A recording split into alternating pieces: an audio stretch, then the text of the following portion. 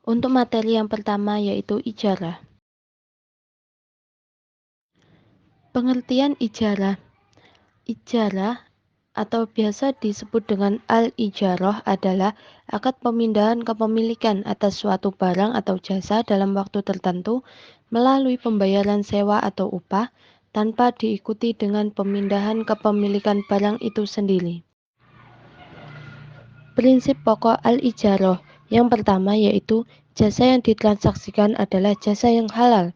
Yang kedua, memenuhi syarat sahnya transaksi al-ijarah. Yang ketiga, harus memenuhi ketentuan dan aturan yang jelas yang dapat mencegah perselisihan antara kedua pihak yang bertransaksi.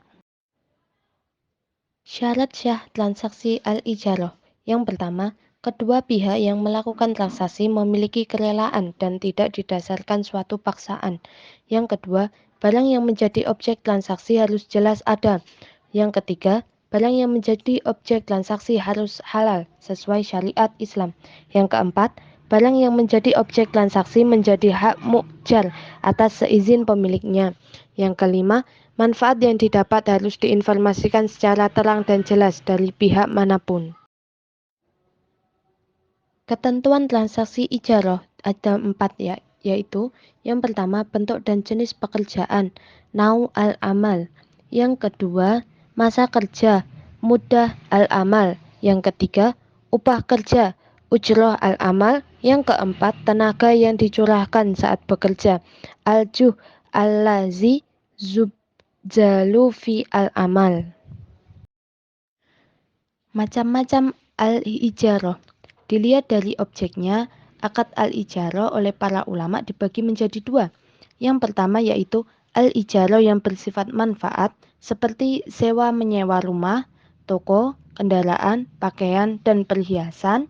Apabila manfaat itu merupakan manfaat yang dibolehkan syara untuk dipergunakan, maka para ulama fikih sepakat menyatakan boleh dijadikan objek sewa menyewa.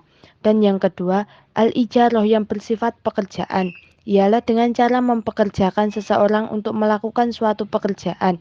Al-ijarah seperti ini menurut para ulama fikih hukumnya boleh apabila jenis pekerjaan itu jelas.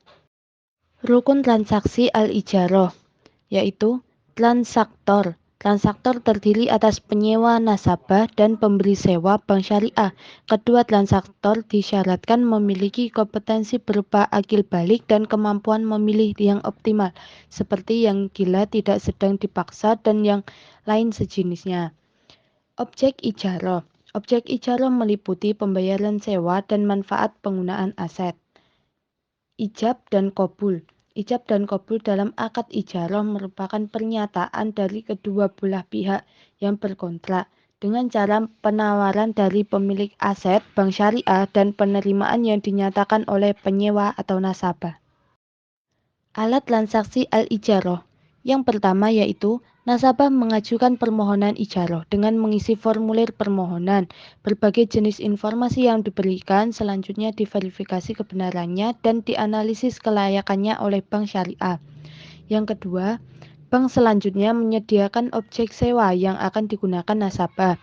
Yang ketiga, nasabah menggunakan barang atau jasa yang disewakan sebagaimana yang disepakati dalam kontrak. Yang keempat, nasabah penyewa membayar fee sewa kepada bank syariah sesuai dengan kesepakatan akad sewa. Berakhirnya al-ijarah. Yang pertama, objek hilang atau musnah. Yang kedua, tenggang waktu yang disepakati dalam akad telah berakhir. Yang ketiga, wafatnya orang yang berakad. Yang keempat, apabila ada udzur pada salah satu pihak. Teknis perhitungannya, biaya administrasi ijarah. Biaya administrasi bisa ditetapkan dengan menggunakan presentasi tertentu dari modal yang digunakan untuk persewaan. Biaya administrasi sama dengan N% dikalikan modal persewaan per bulan dikali jumlah bulan. Teknis perhitungan, perhitungan penyusutan dan pendapatan ijarah. Penyusutan per bulan sama dengan harga perolehan dikurangi nilai sisa atau jumlah bulan umur ekonomis. Pendapatan per bulan sama dengan modal penyewaan ditambah N% modal. Selanjutnya kita akan bahas mengenai hiwalah. Hiwalah adalah istilah dari kata tahawul yang artinya berpindah atau tahwil yang berarti pengalihan. Istilah lengkapnya, hiwalah adalah pengalihan atau pemindahan utang piutang dari pihak kreditur kepada pihak penanggung pelunasan utang. Ada dua jenis hiwalah, yang pertama adalah hiwalah al-muqayyadah dan yang kedua adalah hiwalah al-mutlaqah. Al-muqayyadah adalah skema yang memindahkan tanggung jawab pembayaran utang pihak pertama kepada pihak kedua. Lalu, al-mutlaqah adalah konsep yang mengalihkan utang secara tidak tegas sebagai pengganti pelunasan utang pihak pertama kepada pihak kedua. Lalu, rukun-rukun hiwalah yang pertama adalah muhil atau orang yang mempunyai utang. Lalu yang kedua adalah muhal atau orang yang memberikan hutang atau pihak piutang. Lalu yang ketiga muhal alaih, orang pemilik hutang dan bertanggung jawab melunasi hutang pihak muhil. Yang terakhir, hutang yang diakadkan. Syarat-syarat hiwalah yang pertama, pihak berhutang atau muhil rela melaksanakan akad ini. Yang kedua, produk hutang harus dibayarkan sesuai haknya yang sama, baik jenis dan jumlah utang, waktu pelunasan, dan kualitasnya. Misalnya, bentuk hutang berupa emas, maka pelunasannya pun harus berbentuk emas dengan nilai setara juga. Syarat yang ketiga, yaitu pihak muhal alaih harus bertanggung jawab dalam menanggung hutang setelah adanya kesepakatan bersama muhil.